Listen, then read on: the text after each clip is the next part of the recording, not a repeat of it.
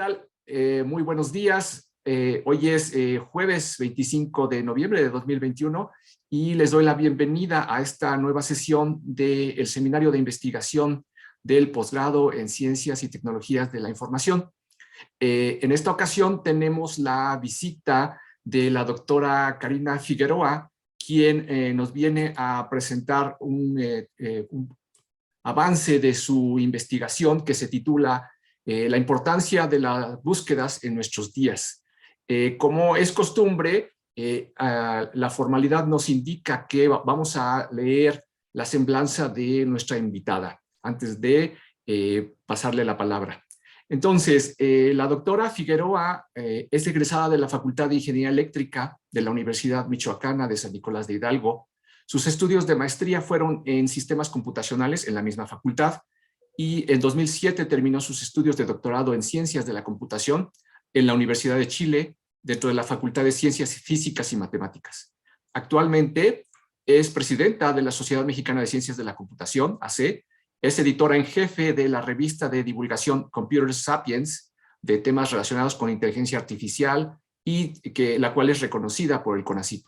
También es colaboradora con la empresa Amphora Health, que trabaja en temas de ciencia de datos en bases de datos médica, y es miembro de la Academia Mexicana de la Computación, de la Sociedad Mexicana de Inteligencia Artificial y de la Red de Inteligencia Computacional Aplicada. Sus áreas de interés son la recuperación de la información, el diseño y análisis de algoritmos, las bases de datos, tanto de texto como métricas, la visión computacional y el desarrollo de software educativo. Es líder del cuerpo académico de estructuras de datos y análisis de algoritmos. Karina, es un gran gusto tenerte entre nosotros. Bienvenida y adelante, por favor. Muchas gracias. Voy a compartir mi pantalla. El gusto es todo mío. Les voy a platicar un poco de las cosas en las que trabajo, decidí titular La importancia de las búsquedas en nuestros días porque justo estoy dando una materia de algoritmos y pues me doy cuenta que los alumnos como que a veces las búsquedas las ven así como, sí, ¿no? Es trivial buscar. Entonces les voy a platicar un poco de qué significa realmente las búsquedas de nuestros días, ¿no? Y bueno, para esto voy a primero darles una motivación, voy a hablarles sobre los tipos de búsqueda, sobre la complejidad de los datos y el tema en el que yo trabajo, que son las búsquedas por similitud. Y también les voy a mencionar algunas aplicaciones en las que hemos aplicado estos algoritmos. Fíjate que hace poco tuve la necesidad de ir a un instituto de seguridad pública que de repente me impactó que esa fotografía te digo que de hace unas semanas, y ese es el archivo que tienen en esta institución pública, ¿no? Para los que trabajamos con datos y con en computación, pues nos damos cuenta la riqueza de datos que hay ahí adentro, ¿no? Entonces, ¿por qué es tan importante la búsqueda de nuestros días? Para empezar, en un sistema así es vital, ¿no? ¿Cómo le hacen para ir a buscar el expediente de una persona? Pues básicamente se paran en un lugar y van y así, ¿no? Más o menos los tienen que tener ordenados porque si no, pues no se la acaban. Justo me pasó que escuchaba a una persona que preguntaba por su expediente porque había estado yendo con el doctor A y ahora le habían cambiado con el doctor B y resulta que no tenían ningún expediente, ¿no? Por sistemas como este. Entonces, pues es vital en nuestros días y en sistemas de información enormes, ni te cuento. Ahora, todos estos datos, esos en particular, pues no están digitalizados, pero en nuestros días los datos digitalizados son el pan de cada día y de las cosas a las que nos estamos acostumbrados, ¿no? Y aquí entra un tema que para seguramente nuestra audiencia es muy popular, el Big Data, ¿no? Todos los datos ahora digitalizados y están cayendo de manera masiva. Justo antes de empezar esta plática, pues hablábamos sobre las cosas en las que tú trabajas, Ricardo, que tiene que ver con almacenamiento de datos médicos. Y bueno, me platicabas un poco la cantidad inmensa de información que maneja, ¿no? Que ahora imagínate eso, pero en el Big Data. Entonces, pues, exactamente cuál es el poder de los datos, ¿no? Hay dos conceptos que me gustaría dejar claros. Seguramente la audiencia ya lo sabe, pero igual me gustaría dejarlos muy claros, ¿no? La diferencia entre datos e información. Los datos, pues, son una cosa ahí nada más puesta, digamos, una palabra. Información es el que le da sentido a los datos. Entonces, si por ejemplo se descompusiera mi disco duro, pues yo voy con una persona y le digo, ¿me puedes recuperar mi información? Y seguramente la persona que escucha, que me va a atender, va a escuchar. ¿Me puedes recuperar mis datos? Porque para mí, las cosas que tengo en mi disco duro tienen sentido, entonces es información. Para él, pues básicamente es recuperar archivos que no tienen ningún sentido y son datos, ¿no? Entonces, pues los datos son percibidos a través de los sentidos y una vez que se integran, termina por generar información que se necesita para producir el conocimiento o la toma de decisiones, ¿no? Toda esta información, pues es un recurso que, insisto, otorga significado o sentido a la realidad. Y usualmente los datos pues deben estar supervisados, ordenados para que realmente sean útiles y se puedan tomar decisiones. Yo te enseñaba este expediente clínico de papel que están supervisados, están ordenados y bueno, cada expediente en particular permite tomar decisiones, pero en su conjunto podrían revelar datos muy interesantes como por ejemplo epidemias en regiones o fenómenos que se están dando en pacientes, etcétera. Entonces, pues hablando de datos digitales, para nosotros hoy en día es súper normal que todo lo que se puede ver, escuchar, leer, escribir, ahora está en un formato digital. Con la pandemia también justo platicábamos que se han incrementado un montón de herramientas, por ejemplo, de educación. Todos nuestros cursos seguro están en un video o están en notas o están en diapositivas. Esta charla incluso va a quedar grabada. Entonces, cada año el volumen de los datos aumenta a pasos agigantados, como Ricardo se da cuenta y justo ese es su tema de trabajo, ¿no? La pandemia aceleró este crecimiento y bueno, se estima que el 95% de los datos son digitales, ¿no? Los datos multimedia cada vez también son más frecuentes e importantes. Justo cuando estaba haciendo la plática dije, bueno, ¿y cuánto es mucho, no? En el 2019 estábamos hablando de 41 zettabytes. En el 2021 estábamos hablando de 71 zettabytes. Y en el 2025 la estimación es que lleguemos a 181 zettabytes. Pero por si alguna de la audiencia quisiera enterarse de cuánto es un zettabyte, mucho. Esta tabla eh, lo tiene representado con una potencia de 2, ¿no? Entonces un byte es 2 a la 0, un kilobyte es 2 a la 10, un megabyte 2 a la 20, un giga 2 a la 30, un tera 2 a la 40, un petabyte 2 a la 50, un exabyte 2 a la 60 y un zettabyte es 2 a la 70. Ahora, imagínate 2 a la 70 multiplicado por 71 veces, pues este es un número inmenso de datos que andan por ahí, ¿no? Y solamente para que alcancemos a impresionarnos todavía de cuánto se ha incrementado los datos en estos días. En 2017 yo había capturado esta imagen y bueno, cada 60 segundos sucedían un montón de cosas, ¿no? Fíjate que hay, pues, fotos subidas a Facebook, 243,000, eh, 3.8 millones de búsquedas en Google, sobre aquí el WhatsApp, ¿no? Que son 175,000 videos compartidos, y bueno, hay un montón, ¿no? Thunder, Netflix, correos, Dropbox, o sea, un montón de datos que están navegando en la red. Entonces, justo me gustaría hacer la comparación con respecto a este año. Entonces, cada 60 segundos lo que tenemos son 210,000 millones de correos enviados, 3.47 mil millones de videos vistos. Por aquí también estaban las búsquedas, 4.2 mil millones de búsquedas en Google. Este, los tweets, bueno, es impresionante la cantidad de datos que o se producen o buscamos o generamos cada minuto del día. O sea, en lo que yo estoy hablando ya se generó toda esta cantidad inmensa, pero mil veces, ¿no?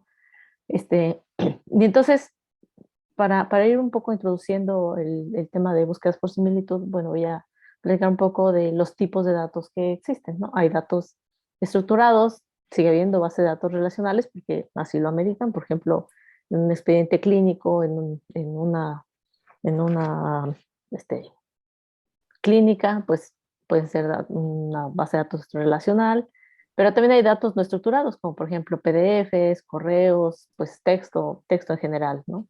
También hay datos semiestructurados, como por ejemplo datos con marcas, como pueden ser los XML, que ahora son muy populares a través de las facturas que normalmente tenemos que manejar los mexicanos al menos, ¿no? Y la pregunta es, ¿cómo buscamos?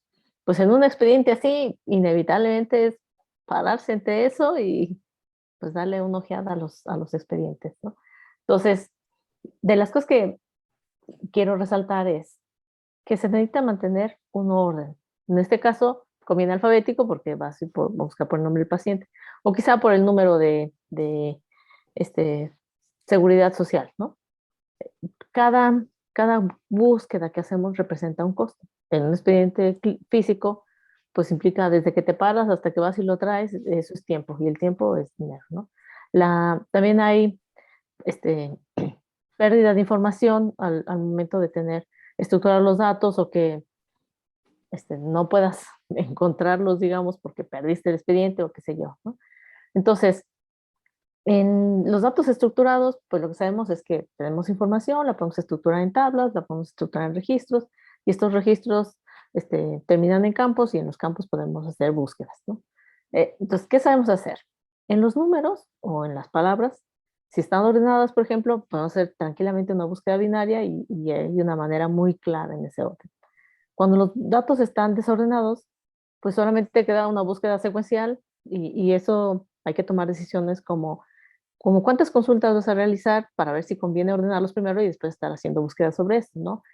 Que también importa saber como cuánto van a cambiar los datos porque lo que tú decidas hacerle a esta información tiene que permitir este cambio en los datos. Entonces viene un tema en el que a mí me apasiona, que es la búsqueda por similitud, ¿no? En todos estos elementos que presento acá, pues evidentemente no puedo hacer una búsqueda por la primera letra de, no sé, de la canción, por ejemplo, si es que lo que quiero es buscar adentro de la melodía, no del título de la canción, ¿no? Entonces hay un montón de datos en los que la única posibilidad es las búsquedas por similitud, o sea, no puedo empalmarlos los dos y buscar píxel por píxel porque eso no tendría ningún sentido. Y justo con las imágenes médicas es un tema bastante evidente, ¿no? Entonces, fíjense, yo le preguntaba a Google sobre este icono en particular, es de una maestría en la que colaboro, que es la maestría de educación y docencia, por aquí de la Michoacana, y este icono, pues es el icono de la maestría. Entonces, dije, a ver, búscame ese icono, ¿no? Google, como una imagen, porque pues estamos acostumbrados a que yo le doy a Google una imagen y me recupera pues lo que haya que recuperar. Entonces, lo que me recupera, pues es esto, ¿no? Pues suena interesante, pero no es exactamente el icono que yo estoy buscando. Lo que está recuperándome son aquellos iconos que tienen los colores semejantes, o sea, busca por un histograma de colores, etcétera, ¿no? Pero es muy curioso que ninguno de ellos ni siquiera se parezca un poco al icono que yo estoy presentando, porque pues no es la idea del buscador que tiene Google, ¿no? E- Esta, en algún momento estuvimos trabajando con el doctor Tiberio Monterrubio de la Facultad de Biología aquí de la Universidad Michoacana, y ellos lo que tienen son imágenes de unos ocelotes capturados por cámaras trampa en la selva, o sea, en pleno campo, ¿no? Entonces, cada vez que pasa un animal por enfrente de la cámara, pues detectan, o sea, toman una fotografía. Entonces, cuando la dejan y vuelven así a los 3 meses a recuperar su cámara y entonces se encuentran un montón de fotografías que logró capturar la cámara trampa. Entre las fotografías que capturan, pues hay de todo tipo de animales. Los que pasan por enfrente activan la cámara. Pero ellos en particular estaban interesados en saber, encontraron que había ocelotes en la región de Michoacán, cosa que no se sabía. Entonces, para ellos, pues fue una gran novedad. Ahorita hay muchos sistemas donde te detectan, tú le pones una fotografía y te dicen, bueno, ahí tal vez haya un perro, un gato, un tigre, un ocelote, una pantera, ¿no? Pero ellos lo que querían saber es, de todas las imágenes que tienen, ¿cuántos individuos distintos hay? O sea, tomas una fotografía y si te aparecen 5 ocelotes, pues no puedes decir que hay 5 ocelotes. Tienes que ver exactamente el detalle de cada uno de ellos para identificarlos si las 5 son del mismo individuo o no. Y esto sirve para tomar decisiones en políticas públicas ambientales, etcétera. Entonces, en estos animalitos en particular, tienen un conjunto de manchas aquí puestas del lado izquierdo, en todo su pelaje, pero en particular aquí el que está tomado es un costado, y el patrón de manchas que tiene ahí es único exactamente en ese animal, es único, ¿no? Entonces, pues ellos se pueden ver cada imagen para detectar cuántos posibles individuos de esa especie hay. Entonces, si la audiencia lo logró captar, está acá al fondo, ¿no? Entonces, lo que tienen es, pues, este animalito que logró captar un par de veces las cámaras, porque después de que se activa pasa un tiempo y entonces logran tomar otra fotografía para ver si pasa el animal y pasan sus crías y así conocen más sobre la especie, ¿no? Pero pues acá está muy oculto y además pues la naturaleza es impresionante y una de las herramientas que les da a los animales es el poderse camuflajear con el ambiente. Entonces, pues otra vez me llevé esa imagen a Google y dije, a ver, como tú, ¿qué encuentras ahí, no? Entonces, dice que ahí, pues lo que hay es pues una selva, ¿no? Y aquí hay algunas representaciones de estos campos donde pues para nada se da cuenta que hay este tipo de individuos. Y efectivamente la imagen está pues complicada de analizarse, pero hay muchos problemas que todavía podemos resolver y que tenemos que resolver las personas que trabajamos en las ciencias de la computación, ¿no? Entonces, pues mi motivación es exactamente las búsquedas por similitud y bueno, un ejemplo que no se resuelve así, pero me parece un ejemplo bastante interesante para mostrarlo. Que tengo un conjunto de caras, donde este conjunto de caras lo que representa es una base de datos. Entonces, cuando llega un nuevo individuo, lo que yo quiero es saber quiénes de esa base de datos se parecen a este individuo, ¿no? Y entonces una manera de probarlo es comparándolo uno a uno contra toda la base de datos y entonces detectar cuál fue semejante. Entonces, una de las premisas de este tema es que las comparaciones son costosas. Es mucho más costoso evaluar estas dos comparaciones que en realidad recorrer toda la base de datos, ¿no? Por supuesto, no es posible la búsqueda exacta porque yo no podría empalmar dos imágenes y entonces ver que coincidieron píxel a píxel, porque si se mueve tantito, pues ya no va a coincidir píxel a píxel, ¿no? Y otra de las premisas es base de datos enormes, como les explicaba al principio de la charla. Entonces, fíjate, por ejemplo, estas imágenes que son de una tomografía, pues si llegara una nueva consulta, yo quiero saber a cuál de todas se parece. Entonces, el problema se ve mucho más complicado aquí que con las caras, ¿no? Pero precisamente lo que quiero ilustrar es la potencialidad de las búsquedas por similitud y la oportunidad que tienen en base de datos tremendas. Pero, ¿cuál es el verdadero problema de este tipo de búsquedas? Bueno, pues primero, la primera pregunta es cómo establecemos un orden. Entonces, imagínense, por ejemplo, el, este, ay, se me fue el nombre de esto, se me fue el nombre de este jueguito, ¿Rompecabezas? rompecabezas. Está rompiendo la cabeza por saber qué es rompecabezas. Cuando queremos armar un rompecabezas, pues la estrategia primero es encuentra las orillitas porque es más fácil, ¿no? Entonces, una vez que ya tenemos todas las orillitas, pues ahora el conjunto de todas las demás piezas, a veces inventamos estrategias como, bueno, lo separo por colores porque eso me va a dar como una zona, pero ahí tenemos toda una área de oportunidad para entender que cuando tengo un conjunto de datos digitales, en el caso de las imágenes, de las resonancias magnéticas, no sé, de todo tipo de imágenes, cómo establezco ese orden que me permita hacer una búsqueda sobre ellas, ¿no? Entonces, esta imagen me parece que podría ilustrar a nuestra audiencia el verdadero problema, ¿no? ¿Cómo establecemos ese orden de los datos? Y la otra pregunta que hacerse es, ¿existirá un orden total para todos los tipos de datos? Y entonces el problema se puede ver tan difícil como encontrar una aguja en un pajar, ¿no? Entonces, en el tema de las búsquedas por similitud, que esta es una alternativa para la alternativa en la que yo trabajo es modelar el problema como un espacio métrico.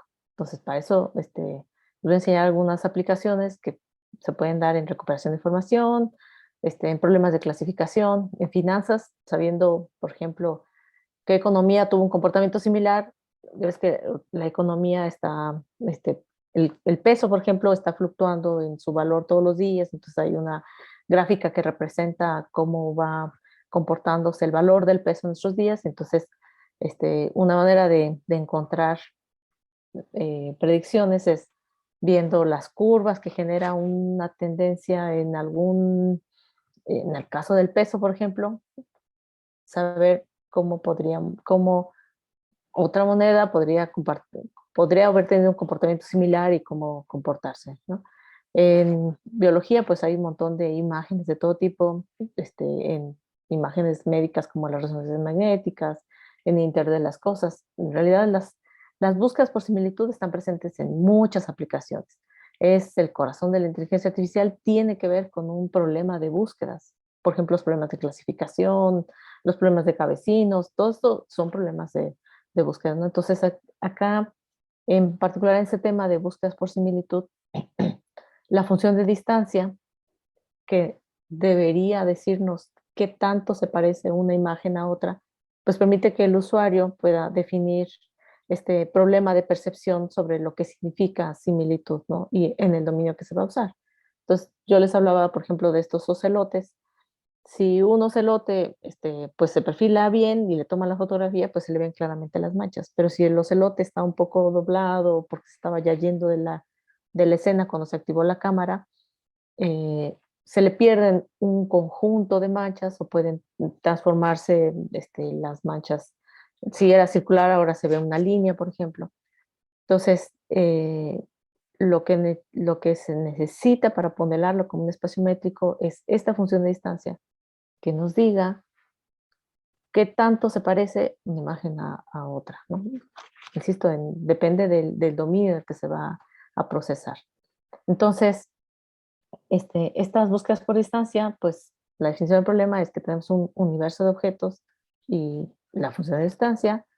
Nosotros lo que tenemos es una base de datos que es un subconjunto de ese universo de objetos con una cantidad de elementos n, y lo que queremos es preprocesarlos o estructurar los datos para realizar búsquedas sobre ellos, ¿no? Entonces, básicamente la definición de espacio métrico es que consiste de un universo de objetos y una función de distancia que tiene que cumplir algunas propiedades como positividad estricta, simetría, identidad y la desigualdad triangular, ¿no? Entonces, la desigualdad triangular en 3 puntos es que la distancia entre X y Y es menor o igual a la suma de las distancias de X en Z, ¿no? Está de X, y puedo ir o sea, esta suma es mayor que esta distancia, básicamente.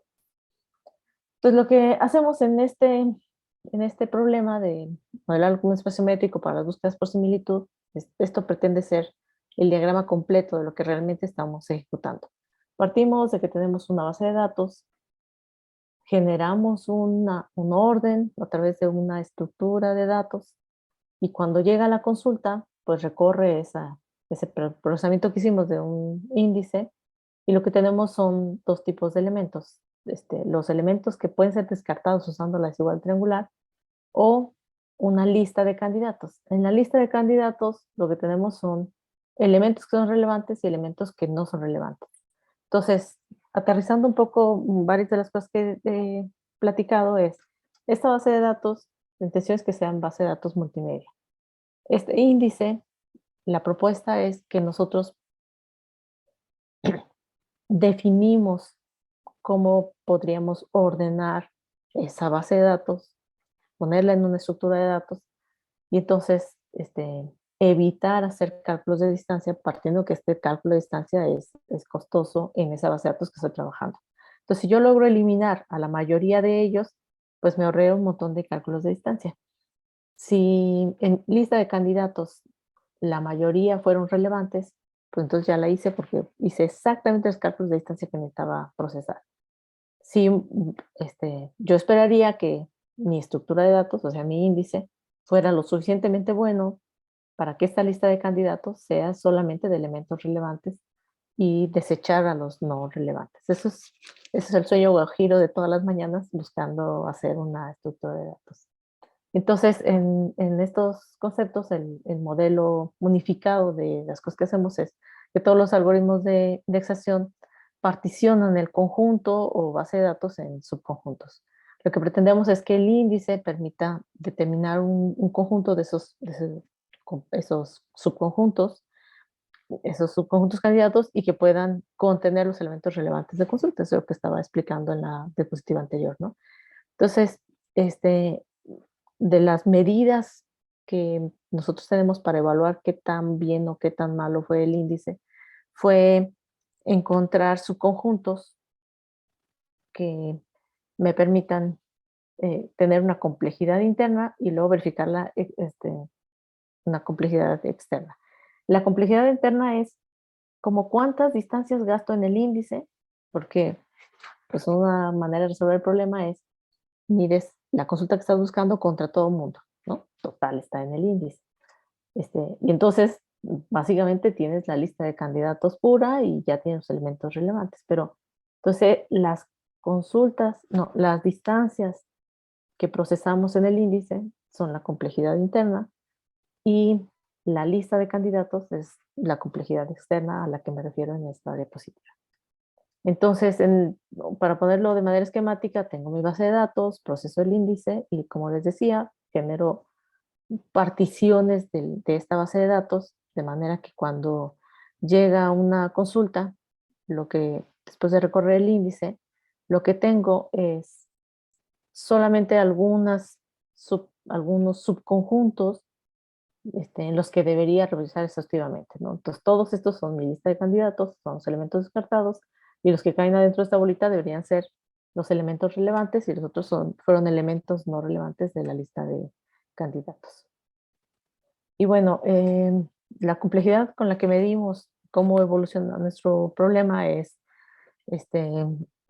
cuántas comparaciones de distancia hago, cuánto tiempo me tardo también recorriendo un poco el índice, que es el tiempo de entrada-salida, el tiempo de CPU, y entonces podemos resolver las consultas, pero una manera trivial de resolver las consultas por similitud es haciendo todas las comparaciones de distancia, ¿no? Orden de n evaluaciones de distancia. El, el algoritmo de indexación básicamente está construyendo una estructura de datos que busque ahorrarse cálculos de distancia. ¿En cuáles espacios y distancias hemos trabajado? Pues hay distintas formas de modelar bases de datos reales, ¿no? Por ejemplo, las caras las podemos modelar como vectores, las imágenes también las podemos modelar como vectores, con extracción de características y estas cosas. Palabras, documentos y los tipos de distancias que hemos usado son distancias para evaluar vectores, las distancias cosenos para evaluar documentos completos, por ejemplo, y algunos tipos de ejemplos de distancias son la Minkowski, la distancia de edición para la evaluación entre palabras, etc. Entonces, otra vez tengo mi base de datos, llega un elemento de consulta y aquí lo que tengo es que básicamente trabajamos en dos tipos de consultas. La consulta por rango, es decir, me dan mi imagen de consulta y me dan un radio en el que yo debería encontrar a los elementos más cercanos en este radio, o sea, los que están adentro de este radio. Entonces, aquí casualmente la imagen de la base de datos pues le queda dentro del radio y el otro tipo de consulta es de vecinos más cercanos, ¿no? Si yo digo quiero los dos vecinos más cercanos de este individuo, pues me dice, es esta y es esta. Entonces es el típico. De ahora en adelante, cuando hable de una base de datos, en realidad voy a poner circulitos porque la gracia de modelarlo con un espacio métrico es que no nos vamos a concentrar en qué tipo de dato es, sino solo en la función de distancia que me permite evaluar cuánto se parecen dos elementos de la base de datos o del universo de los datos, ¿no? Entonces, esta es solamente la definición de las consultas por rango. En la consulta de rango lo que obtengo es aquellos elementos tales que caen dentro de un rango. Y las consultas en los k-vecinos, lo que obtengo es aquellos elementos que están más cercanos que cualquier otro en la base de datos. Y bueno, ¿cuáles son los problemas a los que nos enfrentamos? Es el número de cálculos de distancia requeridos para resolver una consulta, queremos evitarlo, ¿no? Entonces, entre menos hagamos, pues mejor. La calidad de una consulta aproximada, o sea, como el problema es complicado y puede empeorar con la dimensión de los datos, a veces las consultas aproximadas pueden ser una buena alternativa y la recuperación es la que importaría aquí. O sea, lo resolviste rápido, pero me diste a los más malos. ¿Sí? Eso no está bueno, ¿no? El tiempo de CPU y la memoria requerida para procesar la consulta, la aplicabilidad, o sea, a qué espacios. Una vez que yo diseño un índice, como está modelado como espacio métrico, pues yo puedo agarrar otra base de datos que tenga una función de distancia, aplicarle el mismo índice y ver qué tan efectivo fue. A esto me refiero con aplicabilidad. ¿A qué espacios puedo aplicar el índice que yo esté proponiendo, ¿no? El tipo de consultas a los que, para los que ese índice, por ejemplo, funciona muy bien, la escalabilidad, es decir, qué tan independiente es el algoritmo del tamaño de la base de datos que estoy procesando, si el índice tiene propiedades dinámicas, es decir, puedo insertar nuevos individuos y que el índice permanezca eficiente. También cuántas consultas de operaciones de entrada y salida de disco puedo hacer, porque estos índices también los hemos hecho para usar memoria secundaria. La capacidad para correr en paralelo o en ambientes distribuidos. O sea, puedo diseñar estos índices con capacidades de paralelismo o en ambientes distribuidos, ¿no? Entonces voy a platicar un poco de exactamente en qué consiste uno de estos índices. Este es un típico algoritmo basado en pivotes, así se llama. No es una invención mía, sino es parte del estado del arte de este tema. Entonces, lo que tengo es, estas bolitas, pues son mi base de datos, ¿no? Estas bolitas son mi base de datos. Yo selecciono alguno de ellos y les llamo pivotes. Pero lo que quiero que vean en esta imagen en particular es que si yo conozco la distancia de P de un punto a la consulta y resulta que es una consulta por rango,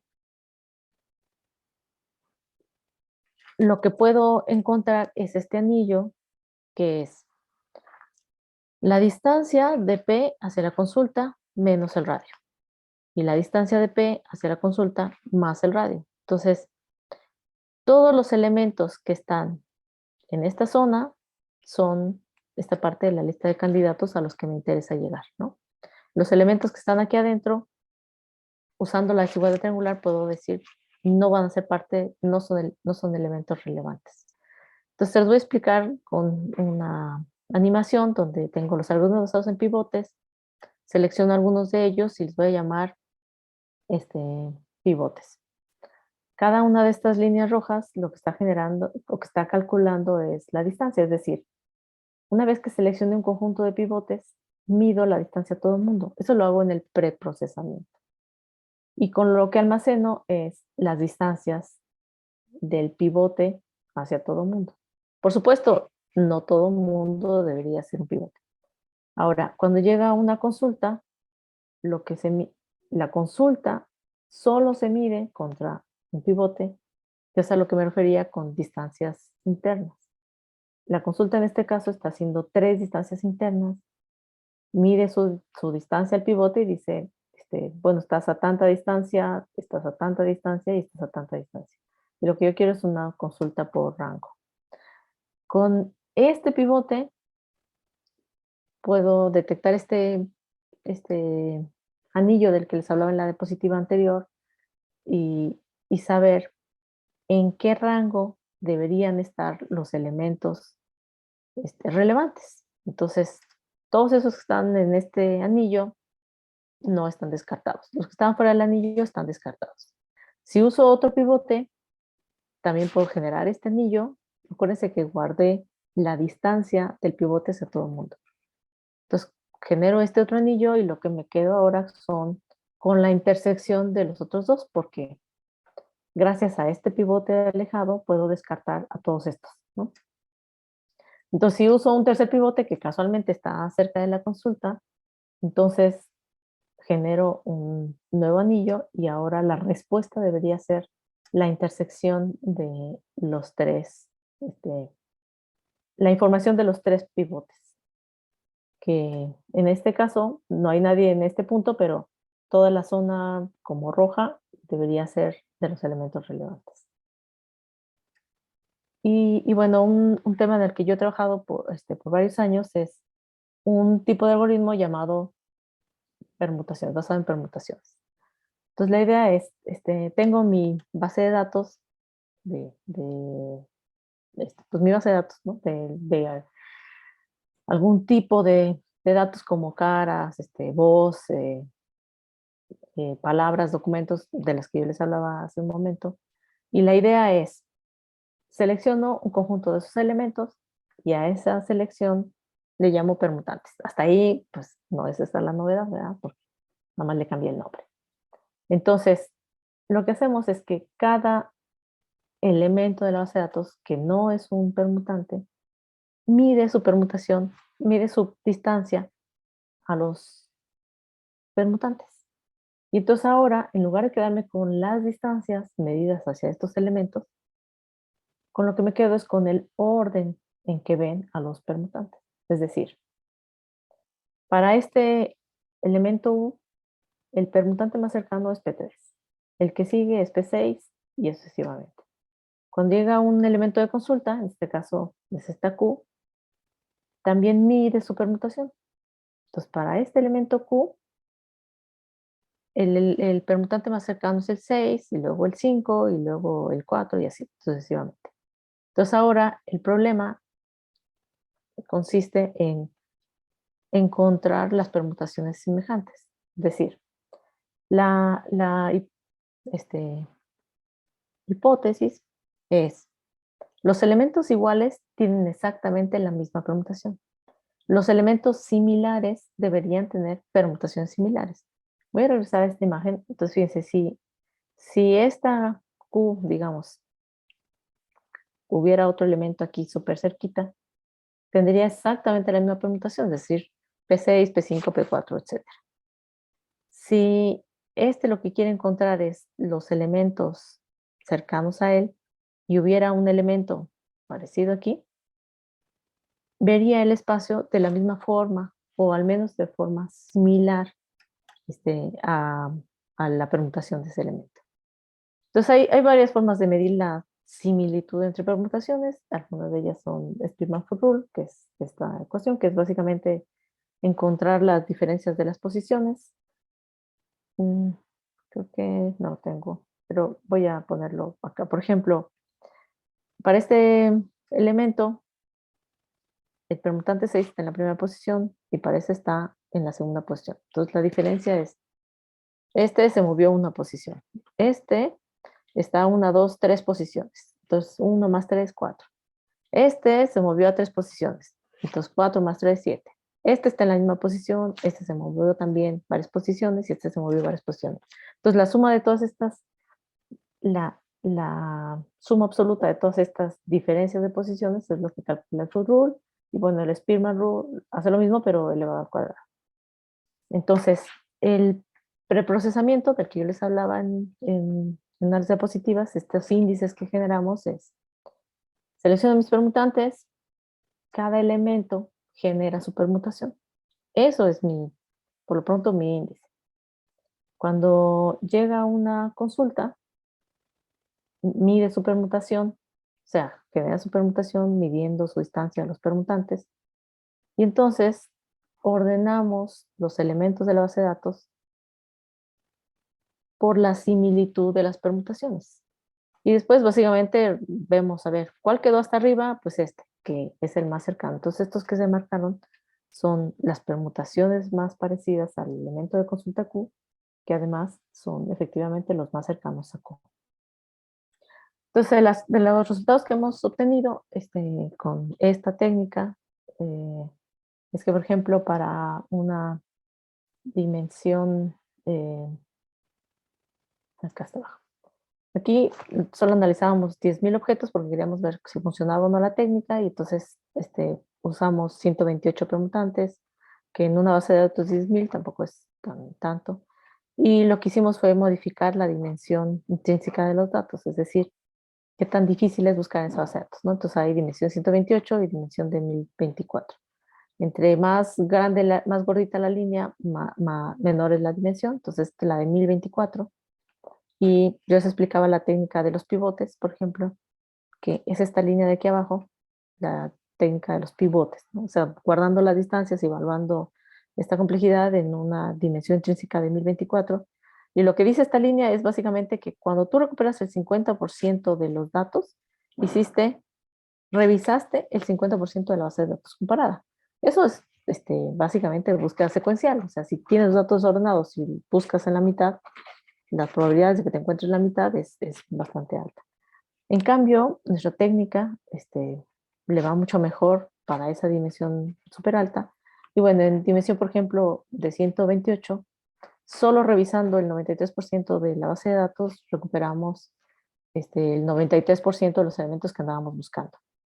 Con esta misma, para este mismo rating, digamos, los algoritmos basados en pivotes necesitan revisar el 60% de los datos para encontrar el 60% de los datos recuperados. Entonces, en dimensiones, como por ejemplo esta de 128, si solamente revisan los pivotes el 10%, solo recuperan el 48% de los elementos. Entonces, la técnica de basadas en permutaciones pues funciona muy bien, sobre todo en dimensiones muy altas, cosa que los pivotes no, pero eso ya lo sabíamos, digamos. Entonces, una de las aplicaciones en las que hemos usado este tipo de índices es, en algún momento, mientras estaba haciendo el doctorado en Chile, queríamos, con la Facultad de Eléctrica, querían hacer una web chilena. Entonces, en esta web chilena lo que querían era recuperar los rostros de las personas. Y entonces dije, a ver, Karina Figueroa, ¿en dónde ha salido en los periódicos? Y lo que querían era recuperar estos rostros del elemento de individuo que andábamos buscando. Entonces ellos tenían esta base de datos que, con la que estuvimos trabajando en su momento.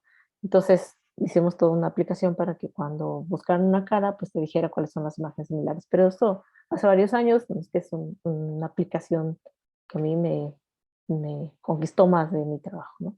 Entonces, en este caso andamos buscando una búsqueda aproximada de este individuo y bueno, tenemos algunos, pues ya no se parece, pero porque es de los más alejados, ¿no?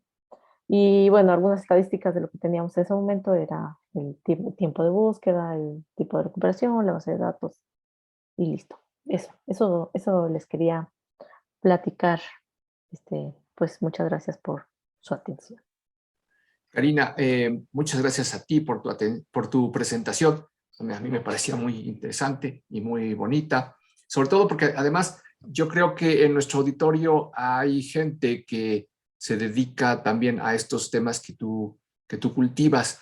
Y en tanto, ya saben que la forma de acercarse a la doctora, pues, o de preguntar, pues, es levantar su mano. En tanto, se formulan algunas preguntas. Yo te quiero preguntar dos cosas. La primera que tiene que ver con mi origen de ingeniero electrónico. Creo que tú también tienes esa formación.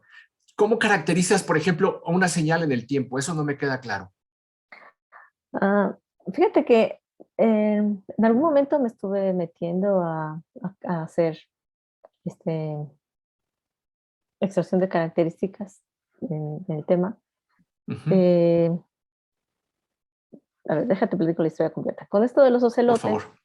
los biólogos pues tenían estas imágenes y ellos saben que los individuos tienen un patrón característico en cada una de sus manchas, ¿no? Entonces, para poder hacer ese reconocimiento necesitábamos caracterizar cada una de las manchas. Entonces nos metimos a hacer esta caracterización. Pero el tema de encontrar una similitud entre dos elementos, a menos que sea exactamente igual, sí importa el dominio del que quieras sacar esta similitud, ¿no? Porque para mí, por Ajá. ejemplo, era súper importante la mancha triangular, ¿no? Quizá para los biólogos decían, no, pero es que esa, todos la tienen, cosa que yo no sé porque no soy biólogo, ¿no? Entonces, en el tema tú me preguntas sobre la caracterización de señales de tiempo. En algún momento nos sentamos con Juan José Flores, que trabaja en ingeniería eléctrica, acá en la Universidad Michoacana, para precisamente caracterizar estas señales, ¿no? Y bueno, las señales son puntos en unas coordenadas en X y Y, y esto puede ser una caracterización, simplemente las coordenadas. Pero no solamente hay señales eléctricas que tienen esta representación, también hay otras señales, por ejemplo, las de audio, Exacto. las de, se me fue Pues, el nombre, unas tendencias económicas, por ejemplo, ¿no? Una unas serie tendencias económicas, económica. sí. Sí, Ujú. pero esta caracterización, entonces, si me preguntas a mí, pues son puntos en X y Y. Si le Ujú. preguntamos a alguien de economía, va a decir, no, espérame, o sea, hay, por ejemplo, los valles, digo, los picos, o sea, lo que realmente es relevante son el punto que está arriba, el punto que está abajo y solamente donde hace un cambio en la inflexión, ¿no? La curva. Entonces, eso podría ser una segmentación, una caracterización de estas señales y al final lo que tenemos es un vector de estas señales. O sea, lo que quieres decir entonces es que la caracterización de una señal es muy sensible al dominio en donde se aplica. Sí. Ok, Y muy no bien. solamente en las señales, sino también en las imágenes. Por ejemplo, si me preguntas de cómo o cómo encontrar la similitud entre la imagen, dos imágenes de resonancia magnética, en este momento no tengo la más remota idea. Tendría que asesorarme de un médico para que entre los dos diseñemos lo que realmente representa similitud para él, ¿no? Entonces él, mira, aquí lo que realmente importa es las líneas blancas, ¿no? Por decir algo. Ah, bueno, Ujú. entonces ya yo me echo un boleto para ver cómo caracterizo estas líneas blancas. Entonces, en algún momento, pues sí me eché un clavado para diseñar una medida de similitud que no es trivial, ¿no? Porque debe representar exactamente eso, una similitud entre dos puntos. Fíjate, Karina, que yo estaba pensando que este es un sesgo de mi formación como electrónico en comunicaciones, que tal vez el espectro en frecuencia o algo así podría servir, ¿no? Pero bueno, no sé. ¿Tú qué Sí, dices? sí, también ahorita estamos trabajando con un colega que se llama José Antonio Camarena Ibarrola y él trabaja en audio, ¿no? Entonces, Ujú. este audio, pues lo hemos pasado a lo hemos procesado de distintas formas, evaluando su frecuencia, por ejemplo, para caracterizarlo de otra forma. En Exacto. particular en el audio, lo que hemos tenido con él es que el audio lo hemos pasado a espectrogramas, que son imágenes del audio, ¿no? Entonces, si tú Ah, lo piensas, es bueno, como un audio puede pasar a una imagen, y sí, sí puede pasar a través de sus frecuencias y de otro tipo de este, formantes, por ejemplo, ahí detectamos algo. Cuando emites una voz como parlante, lo que realmente están sonando son tus cuerdas vocales. Entonces, con él hemos trabajado en ese tema, pero lo puedes modelar. No hay una forma de modelarlo, hay muchas otras formas. Y sacar, por ejemplo, eso que tú decías, las frecuencias de las señales, pues sí, también puede existirse, ¿no? bien. Y mi siguiente pregunta, para darle ya oportunidad a los otros, es, ¿tener muchas dimensiones de tu espacio es bueno o malo? Te lo digo desde mi desconocimiento total de estos temas. No, perdón, yo no lo dije. Mira, cuando el espacio se vuelve intrínsecamente con una dimensión muy alta, tienes dos respuestas. Si tú agarras dos individuos y lo comparas, la respuesta es sí son o la respuesta es no son.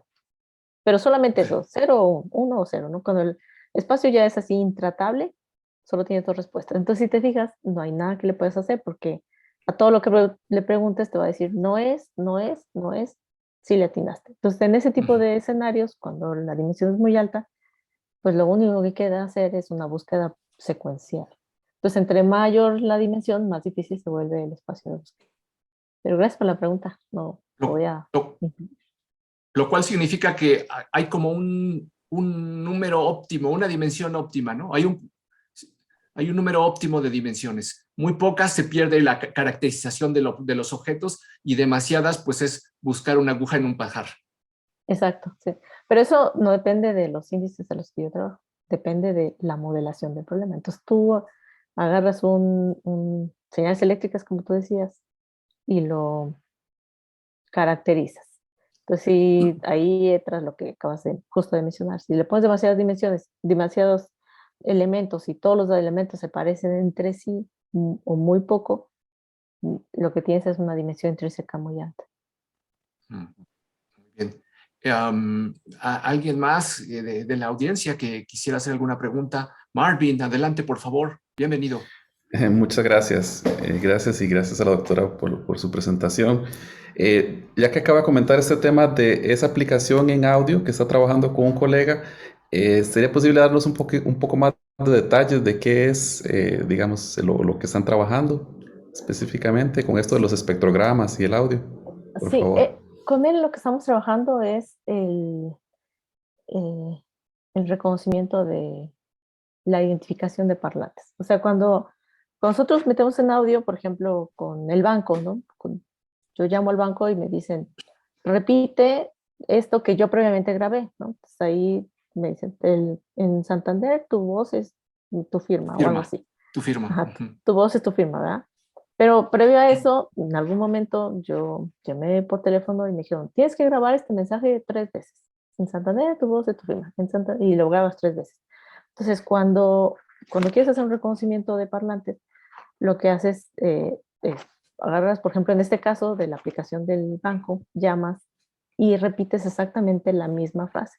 Entonces ahí el problema es pues más fácil porque tienes un audio grabado y cuando llega otro audio lo que quieres es hacer una comparación, pero no tienes que buscar en toda la base de datos porque previamente te identificaste, dijiste, yo con el número 1345 quiero hacer una transacción. Entonces sí, pero primero reconoce. Entonces tienes un conjuntito de audio y llega un nuevo audio y lo tienes que comparar solamente contra ese conjuntito y ahí puedes decir sí o no. Pero cuando estás en un escenario donde la gente está hablando y tú lo que quieres es reconocerlo, y hay muchas estrategias. Una forma de reconocer quién está hablando es grabar a todos estos individuos y cuando hable una persona, entonces comparas en toda la base de datos para saber quién es. Y la otra es que sin que el individuo esté previamente almacenado, tú reconozcas que está hablando una mujer o un hombre. Entonces, en particular con Toño Camarena, lo que hemos trabajado es el reconocimiento de parlantes. Entonces, tenemos una base de datos que también hemos creado, él ha creado en particular, donde tiene individuos que hablan con hombres, mujeres, y dicen, por ejemplo, 1, 2, 3, 4, 5, graban cada uno, el 1, el 2, entonces graban diferentes palabras. Entonces, con él, en particular, lo que hemos detectado son los formantes. Resulta que los formantes, cuando emitimos un sonido, las vocales, esta vocalización que hacemos, genera se llama formantes. Este formante, si lo ves en una gráfica en X y Y, las A's caen como en una región, las E's caen como en otra región, las I caen como en otra región, ¿no? Entonces, una forma de detectar eso es transformando las señales, detectando sus formantes, y entonces ahí hemos hecho cosas de formantes. Pero también hemos llevado ese audio a frecuencias, las frecuencias de las señales y los hemos pasado a imágenes. Acá Toño lo explica mucho mejor que yo. Entonces, si quieren, después puedo invitar a Toño para que les hable exactamente de cómo, porque el tipo se pinta, pero es un genio Sí, por haciendo favor. audio, ¿no? Sí, te paso el contacto. Sí. Además de todo, Karina, si nos pudieras dejar tu contacto también por si más adelante alguien quisiera ponerse en contacto contigo. Déjame decirte que el doctor Coto nos está hablando desde Costa Rica. Entonces, pues ya podemos decir que este es un seminario internacional. Gracias a Marvin.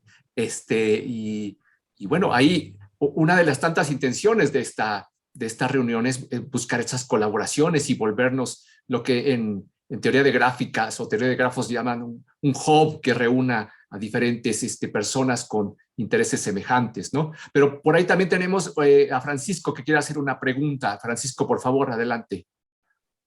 Hola, muchas gracias, Karina, muchas gracias por tu presentación. Soy aquí colega de Ricardo de la UAM Coajimalpa. Quería preguntarte si has hecho algo de similar con los videos. Yo estoy trabajando a veces con cuestiones de video y quería preguntarte si, por ejemplo, hacer búsquedas de video ya en una base, no en una base de datos, sino en internet, ¿no? Como por ejemplo el caso que mencionas de la figura de la maestría, ¿no? Que tienen ustedes, pero en este caso de un video, ¿no? Sí, gracias. En particular, cuando terminamos la colaboración con los biólogos de los que platicaba, con el doctor Tiberio, fíjate que justo ellos empezaron a tener, en lugar de fotografías, videos de estos animales, ¿no? Pero necesito más tiempo que vida para trabajar en temas muy apasionantes que es el video. Entonces, no he trabajado en videos, en búsquedas por similitud, específicamente búsquedas por similitud. Pero sí hemos trabajado en algunas cosas con un estudiante que quería hacer reconocimiento de emociones en rostros, ¿no? Entonces, él Oh, insistía tanto de, quiero reconocer si está triste, qué sé yo, esta persona. Y entonces, pues nos echamos un clavado con él y pues nos pusimos a estudiar. Entonces aquí él empezó a trabajar en redes neuronales profundas, pues nos tuvimos que echar un clavado. De hecho, esta parte con la que he trabajado con Toño de las imágenes de audio, también las hemos aplicado con redes neuronales profundas y tenemos resultados espectaculares. De hecho, el año pasado ganamos el mejor paper en MICAI de reconocimiento de parlantes, ¿no? Entonces, en video en particular, con este joven, que después reconocimiento de emociones es un tema también muy trabajado por mucha gente. Entonces yo le decía, no, ¿sabes qué? O sea, solo con imágenes no me late. Entonces, lo que hicimos con él en particular fue que agarré a un grupo de estudiantes a los que les daba clase, los convencí de que nos dejaran practicar su algoritmo con ellos. Entonces, me puse a dar una plática, ellos autorizaron que les tomáramos un video y lo que yo quería saber es cuáles eran las emociones de los estudiantes mientras yo daba clase, ¿no? En una de esas se dormían y yo ni cuenta me daba, ¿no? Entonces, eso todavía fue en presencial, pusimos unas computadoras, justo teníamos que hacer algoritmos y eso, entonces me puse a dar la clase, ellos fueron filmados durante toda la clase y les puse a hacer ejercicios. Traten de actuar naturalmente, o sea, ustedes no se preocupen, bla, bla. Y ahí es el único tipo de trabajo que he hecho con video. Cuando con este joven lo que hicimos fue procesar las caras en cada uno de los videos y hacer como un comportamiento de acuerdo a la expresión facial de mis estudiantes en esa clase, ¿no? Entonces, durante la hora, pues algunos mostraban así distinto tipo de comportamiento. Pues yo estaba muy interesada en saber cómo le iban a los estudiantes. Entonces, una de las cosas que mostraban para esto, por supuesto, primero tuvo que haber hecho una fotografías de esos estudiantes. Me decía, a ver, ponte serio, ¿no? Ahora ponte feliz, y ahora ponte triste, y ahora ponte sorprendido, y ponte neutral, ¿no? Así con la cara. Les voy a contar cuál fue el resultado de por favor, este adelante. algoritmo de detección de video en el tiempo, ¿no? Que eso es lo más cercano que he trabajado con video. Resulta que la mayoría de las veces salían entre enojados y neutros, ¿no? Pero no estaban realmente enojados porque la clase además fue bastante entretenida, pero cuando alguien piensa se pone como así, ¿no? Entonces como que arruga un poco la frente y la expresión parecería de enojado, porque no hay una expresión de Ah, pensando, ¿no? Sino están así todo el tiempo. Entonces la mayoría de ellos en algún momento estaban, o te puedes a pensar así haciendo caras, así arrugando la cara, o te puedes a pensar así como en neutro. Entonces la mayoría de ellos tenían entre neutro y enojado. Ok, pues no me fue tan mal. Al menos no salieron aburridos y dormidos, ¿no? Pero es lo más cercano que he trabajado en video, entonces esta parte de la búsqueda por similitud, no la he trabajado en video porque necesito especialistas en un dominio en el que podamos extraer características, hacer la función de distancia y entonces aplicarla exactamente a ese dominio. Espero haber contestado tu pregunta. Muchas gracias, muchas gracias.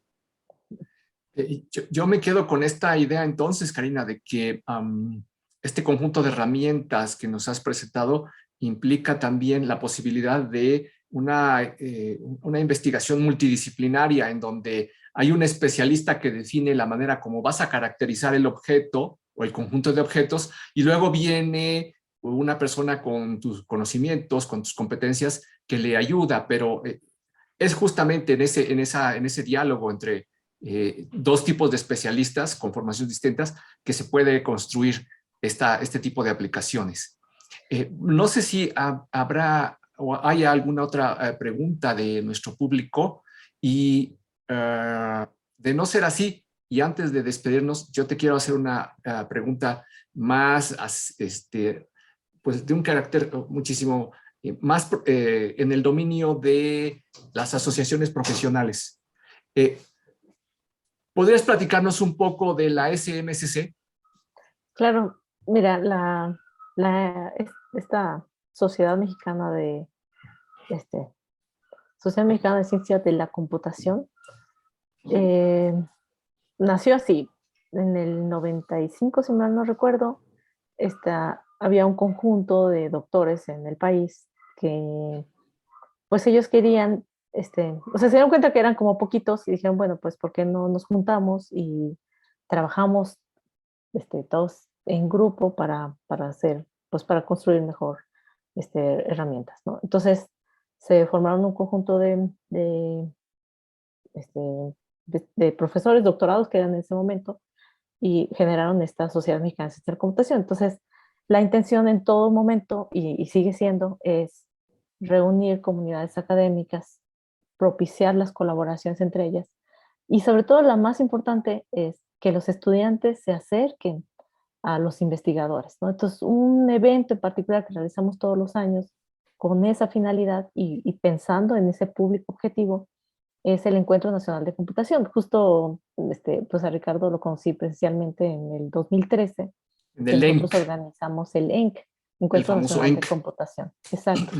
Que se presta para que los estudiantes, tanto de licenciatura, maestría y doctorado, vayan a este encuentro.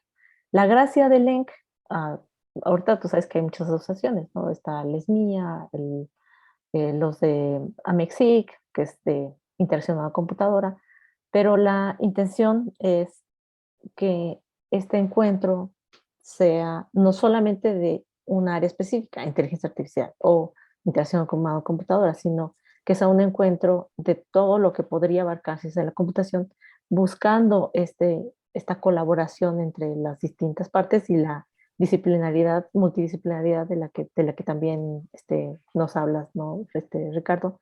Entonces, este año lo hicimos también de manera virtual, que gracias a, pues, que hemos descubierto este tipo de escenarios, hubo así como 500 participantes, muchos de ellos de licenciatura, de maestría. Entonces, por ejemplo, mis estudiantes de licenciatura mandaron su trabajo a un coloquio de tesis donde explican qué están haciendo y entonces tienen retroalimentación de profesores de otros lugares, no solamente lo que yo les digo, ¿no? Sino van y se enfrentan a este tipo de escenario, lo cual me parece bien interesante y con muchas ventajas para quien presenta. Logramos que las memorias generadas del ENC, organizadas por talleres, ahorita les platico de qué, fueron publicadas por IEEE este año, ¿no? Qué bien. En otros escenarios del ENC también se habían publicado en IEEE, pero esta ocasión retomamos que se publicara en IEEE. Entonces, estos talleres hubo de inteligencia artificial, este, de ingeniería de software, de computación aplicada a la educación, a la medicina, Muy bien. y hubo un montón de colaboradores de toda la República que nos ayudaron a organizar cada uno de esos talleres. Sus estudiantes mandaban trabajos y ahora tenemos publicaciones. Entonces, el próximo año lo que queremos es, pues, seguir promoviendo este tipo de eventos, pero no solamente dejarlo en el ENC como parte de algo que hace la SMCC. Este año, también platicando con algunos de mis estudiantes, realmente vemos una película y pues es ciencia ficción, ¿no? Entonces, muchas veces, incluso los profesores, pues no sabemos qué tanto de eso sí se ha hecho o no, y bueno, hay que leer, etcétera. Pero este año hicimos algo que se llama cine comentado. Entonces empezamos con la película de Ex Machina, que la comentó, si mal no recuerdo, Luis Pineda, Qué Laura bien. Cruz y Eduardo Morales. O sea, puros top en el área de computación, y lo que nos hablaban es si realmente la inteligencia artificial, por ejemplo, va a dominar a la humanidad o no, o hasta dónde nos van a dominar. Pero tenemos varios eventos que vamos a organizar precisamente a través de YouTube en vivo, a través de Facebook en vivo, para promover el estudio de la ciencia de la computación, para enseñarles a los estudiantes como qué tendrías que estudiar para poder hacer alguna cosa. Para el Día del Niño me acuerdo que usamos una película de Wall-E, y ahí invitamos a Qué Humberto bonito. Sosa, ¿no?, que trabaja de robot, ¿no? Entonces él nos decía, mira, eso sí se puede hacer, pero necesitas estudiar esto y esto. Eso, pues todavía estamos lejos. Y para esa película en particular, también invité a una amiga ecóloga que nos hablaba de si es cierto que el planeta podría llegar a ponerse como sobre esa película, que es así, sin vida y eso, ¿no? Entonces, me gustó mucho el ejercicio que hicimos con ella, y lo que vamos a hacer el próximo año es otra vez agarrar una película de pretexto, traernos a los científicos y que los científicos hablemos sobre lo que estamos viendo en las películas, ¿no? Y también invitar de otra área para que podamos fomentar esta colaboración, ¿no? Y que también la audiencia logre, logre ver qué tanto podemos trabajar con otras áreas, como bien lo menciona Ricardo, ¿no? La computación ahorita se ha metido en todos los aspectos. Los autos cada vez son más inteligentes. O la parte de la medicina, Sí, sí, esta sí. pandemia lo que nos vino a demostrar es que necesitamos robots autónomos que puedan, por Ujú. ejemplo, estar atendiendo pacientes, porque los humanos nos cansamos, o sea, pues así somos nomás, ¿no? Nos ha demostrado que este análisis de ciencia de datos, de todos los datos que está generando en los hospitales, en los centros de salud, pues necesitan un clavado. Nos han demostrado las herramientas de las que podemos disponer, pero también de las que nos hacen falta en temas de educación y cómo enseñamos. Te platicaba al principio, Ricardo, que los matemáticos, por ejemplo, los matemáticos que enseñan demostraciones y así, matemáticas, así Ujú. con simbolitos, pues no es trivial dar una clase así, a menos que tengas este, un iPad y un lápiz, ¿no?, que te permite hacer, Ujú. pero no es lo mismo que lo tengas en un pizarrón, ¿no? Entonces, tan solo preparar el material de las clases realmente fue mucho más trabajo para ellos, pero Claro. todo esto hay que hacerlo, pues hay que seguirlo fomentando, porque ya nos dimos cuenta que somos esenciales para seguir en el progreso de todas las áreas, ¿no? Entonces, la SMCC lo que busca es precisamente detonar estos problemas narrados por otras personas de otras áreas, y en los que ojalá podamos incidir con herramientas tecnológicas, soluciones algorítmicas, o de inteligencia artificial o de redes. En realidad hay mucho trabajo para todo el mundo, ¿no? Ujú. Voy a ponerte en el chat la página de la SMCC, Por favor. donde pueden encontrar SMCC, Pues ese, México.mx. Es esta ha sido la SMCC. intención también de invitarte, ¿no? De decir, es importante que los chicos del posgrado sepan que hay que formar redes y que hay que colaborar y vincularse con otros colegas en el país, y que a veces tenemos esta expresión en el centro de México, no sé si la tengan ustedes, hay que dejarse de mirar tanto al ombligo y levantar la cara y ver hacia otros lados. Yo recuerdo que el ENC es una oportunidad muy bonita, sobre todo cuando se hace en vivo, de conocer alguna ciudad de México, México como país. En aquella ocasión me tocó el gusto de volver a visitar, porque ya lo conocía, la ciudad de Morelia, que es preciosa. Ajá. Y bueno, pues ojalá que la SMSC explore la posibilidad de hacer algo híbrido, para los que no podamos ir por alguna circunstancia, pues conectarnos a los eventos, que todos suenan muy interesantes, pero si no, pues también tener la posibilidad de ir y disfrutar de la gastronomía del lugar al que le toque organizar en esa ocasión, y bueno, el gusto de saludar a los colegas, y de hacer o de refrendar esas amistades. Sí, definitivamente. Mira, en esta página de la SMCC tenemos un link hacia los videos que están alojados en YouTube de estos cines comentados de los que se hablaba, ¿no? Entonces, el próximo año estamos planeando hablar un poco de temas más polémicos en el país, ¿no? Por ejemplo, la ciberseguridad y estas ondas de Okay. queremos que todo el mundo ponga sus datos biométricos registrados en una base de datos que quién sabe quién vaya a manejar, ¿no? Entonces, Exacto. pues, No, pues está muy lleguemos a bien, los muy bien, científicos y hablemos, ¿no? De que sí, claro. que no, cuáles son los temores a cuáles retos se va a enfrentar. En una de esas, pues ayuda a que abran también un poco el panorama, las expectativas de la toma de decisiones en el país, ¿no? No buscamos confrontarnos, pero sí mostrar que desde nuestra experiencia y todo el trabajo que hacemos todos los días, pues tenemos conocimiento que aportar a la sociedad, que a eso nos debemos y nos dedicamos, ¿no? Muy bien. Así que ya te invitaré, Ricardo, porque ya se me ocurrió una charla un cine comentado que tú puedes dar, ¿no? Me dará mucho gusto. Ajá. ¿no? Bueno, pues estamos llegando al final de esta sesión de nuestro seminario de investigación del posgrado en Ciencias y Tecnologías de la Información y no me queda más que agradecer a la doctora Karina Figueroa por su presencia, por